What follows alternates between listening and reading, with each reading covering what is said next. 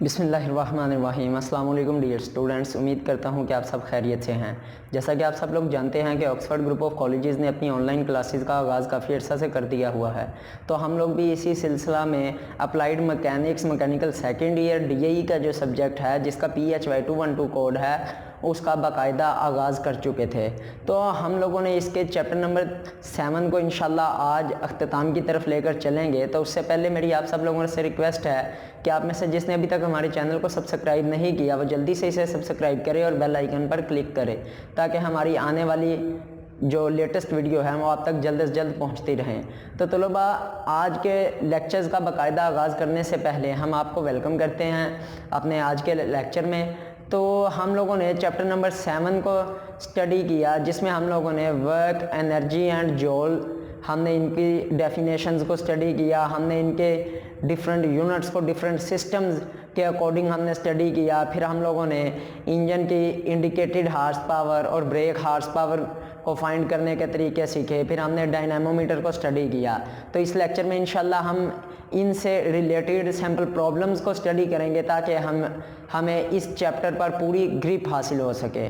तो हम इंशाल्लाह आगाज़ करते हैं। हमारे पास एक सैम्पल प्रॉब्लम गिवन है कि हमारे पास वो कहता है कि एक मोटर है 5 हार्स पावर की, जो कि 2 घंटे में काम करती है। तो वो कहता है कि उसका जो किया गया काम है वो आप जौल में ज़ाहिर करें। तो देखें, सबसे पहले स्टेटमेंट पढ़ के हमें पता होना चाहिए कि हमारे पास डाटा गिवन कौन कौन सा है और कौन कौन सा डाटा हमें रिक्वायर्ड है। तो हमने देखा जी, एक 5 हार्स पावर की मोटर, इसका मतलब है कि हमें उसने पावर दी हुई है कितनी, 5 हार्स पावर। फिर वो कहता है कि 2 घंटे में काम करती है। तो 2 घंटे उसने क्या हमें टाइम दिया हुआ है, टाइम कितना होगा जी, 2 घंटे। तो वो कहता है जी वर्क डन हमने फाइंड करना है, काम किया गया काम फाइंड करें। वर्क डन फाइंड करना है किस में, जौल में। तो हम जानते हैं कि एक हार्स पावर जो होती है वो होती है 746 जौल फी सेकंड। मतलब एक हार्स पावर बराबर होती है 746 वाट के। ठीक है, तो हमारे पास पावर कितनी थी, 5 हार्स पावर।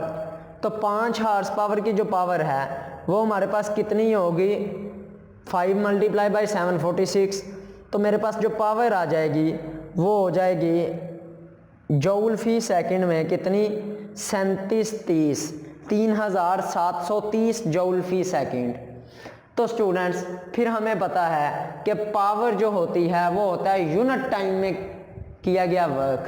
ठीक है, इकाई वक्त में किया गया काम। ये हमारे पास वर्क क्या है, वर्क, काम, टाइम, हमने यूनिट टाइम में किया गया काम, इकाई वक्त में किया गया काम क्या होता है, हमारे पास पावर होती है। तो वर्क डन हमने फाइंड करना है, तो टी यहाँ पे आके मल्टीप्लाई हो जाएगा। ठीक है, तो अब आप देखें हमारे पास W क्या आ जाएगा, पावर हमारे पास थी 3730 जौल फी सेकंड। टाइम हमारे पास यहाँ पे दिया उसने 2 घंटे। हमें पता है 1 घंटे में 60 मिनट होते हैं, 1 मिनट में 60 सेकंड होते हैं। तो 1 घंटे में 3600 सेकंड्स होते हैं। तो 3600 को 3600, तो हमारे पास टाइम आ गया 7200 सेकंड। तो हमने वो पुट किया। तो देखिए ये सेकंड इस सेकंड से जब कट जाएगा तो हमारे पास वर्क डन आ जाएगा 26.85 मल्टीप्लाई बाय 10⁻⁶ जौल। आपने इसको, इस न्यूमेरिकल को सॉल्व करना है खुद से। इससे रिलेटेड आपने एग्जांपल्स को सॉल्व करना है। मैंने आपको बोला था कि आप इंजीनियर सैफुल्लाह की बुक ले लें, उस पर आपको इसी तरह के ढेरों सैम्पल प्रॉब्लम्स मिल जाएंगे। आप उन्हें सॉल्व करें, वो आपके लिए बहुत ज़्यादा मुफीद होंगे। अब हम लोग दूसरे सैम्पल प्रॉब्लम की तरफ आते हैं। ये डाटा उसने हमें दिया गया है, इसकी स्टेटमेंट को मैं वैसे जस्ट रीड कर देता हूँ। वो कहता है जी हमारे पास एक मोटर है जिसकी मदद से एक पंप को चलाया जाता है। अगर मोटर की जो सप्लाई है, जो हम उसे पावर दे रहे हैं, वो 32 एम्पेयर करंट और 220 वोल्ट हो, तो वो कहता है कि इसको चलाने से हमने फिर पंप को चलाया। ठीक है, अगर मोटर की जो कारकर्दगी है वो 90% है उसकी एफिशिएंसी और पंप की एफिशिएंसी 78% है, तो वो कहता है जी पंप की ब्रेक हार्स पावर हमें जो आउटपुट पावर है वो बताएं। तो स्टेटमेंट को पढ़ने से हमें पता चला जी गिवन क्या था, मोटर की सप्लाई कि कितनी सप्लाई हमने फ्राहम की है मोटर को जिससे मोटर चलेगी, efficiency of motor, efficiency of pump, तो हमने फाइंड क्या करना है, ब्रेक हार्स पावर और पंप। ठीक हो गया। तो मोटर को जो हमने सप्लाई दी गई, जो पावर दी गई इनपुट पावर, वो क्या होगी, indicated horse power of motor. हमें पता है पावर इज इक्वल टू क्या होता है, voltage multiply by current, P is equal to V I, P is equal to V I, power का यूनिट। इलेक्ट्रिक पावर वो मैकेनिकल पावर है, W by T, electric power V multiply by I. तो हमारे पास ये आ जाएगा 32 multiply by 220, तो indicated horse power मेरे पास आ गई 7040 वाट्स। अब हमें पता है कि एक हार्स पावर बराबर होती है जी 746 वाट्स के। तो हमने इस पावर को 746 पे डिवाइड किया तो मेरे पास क्या आ जाएगा, 9.43 horse power, indicated horse power of motor.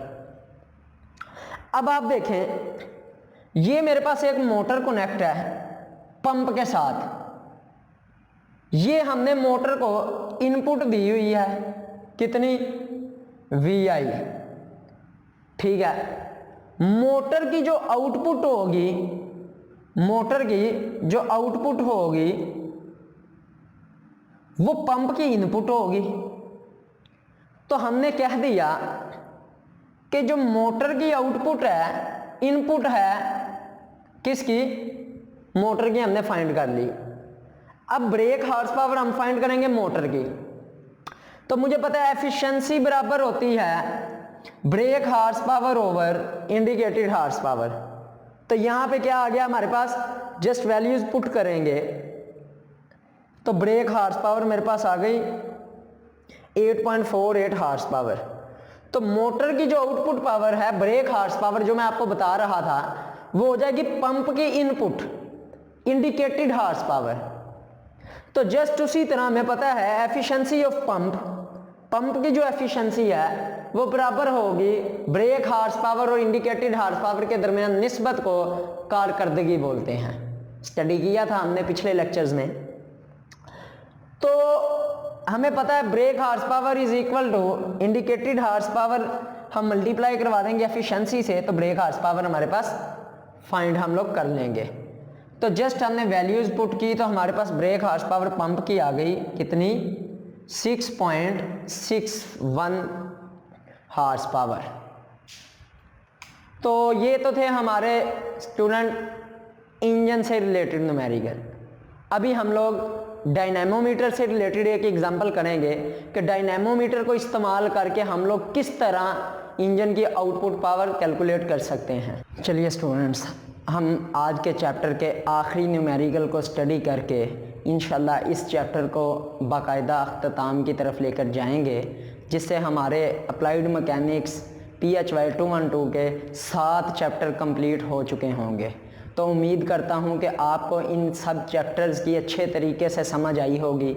तो हम इस न्यूमेरिकल को स्टडी करते हैं। देखें न्यूमेरिकल की स्टेटमेंट पढ़ें, the pressure on horizontal shaft 14 centimetre diameter is 500 Newton. तो वो कहता है जी जो लोड लग रहा है ना हॉरिजॉन्टल शाफ्ट के ऊपर, जिसका डायमीटर 14 सेंटीमीटर है, वो है 5000 Newton. And the shaft makes 20 RPM। जो शाफ्ट है वो 20 रेवोल्यूशन पर मिनट, एक मिनट में 20 चक्कर पूरे करती है। How many joules of heat is generated per minute. वो कहता है जी एक मिनट में कितनी हीट जनरेट होगी ड्यू टू फ्रिक्शन, फ्रिक्शन की वजह से। तो कोफिशिएंट ऑफ फ्रिक्शन उसने हमें दिया हुआ है, जिसे हम लोग म्यू कहते हैं। हम लोगों ने ये चैप्टर नंबर 6 में स्टडी किया था। तो स्टूडेंट्स अब न्यूमेरिक की स्टेटमेंट को रीड करने के बाद जो इम्पोर्टेंट पॉइंट्स होते हैं, जो चीज़ें हमें गिवन हैं, जो रिक्वायर्ड हैं, वो हमने लिखनी होती हैं।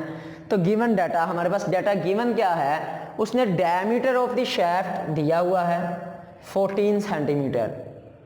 14 सेंटीमीटर। अब सेंटीमीटर को मैंने मीटर में कन्वर्ट करने के लिए 100 पे डिवाइड किया, तो डायमीटर का जो हाफ है वो होता है हमारे पास रेडियस, ठीक है, मतलब r इक्वल टू d/2, तो रेडियस आ जाएगा 0.07 मीटर। लोड उसने हमें दिया है जो शाफ्ट पे लग रहा है 5000 न्यूटन W। रेवोल्यूशन पर मिनट, उसने शाफ्ट की हमें स्पीड दी हुई है कि 1 मिनट में शाफ्ट कितने चक्कर लगाती है, तो वो है जी 20। कोफिशिएंट ऑफ फ्रिक्शन उसने हमें दिया हुआ है।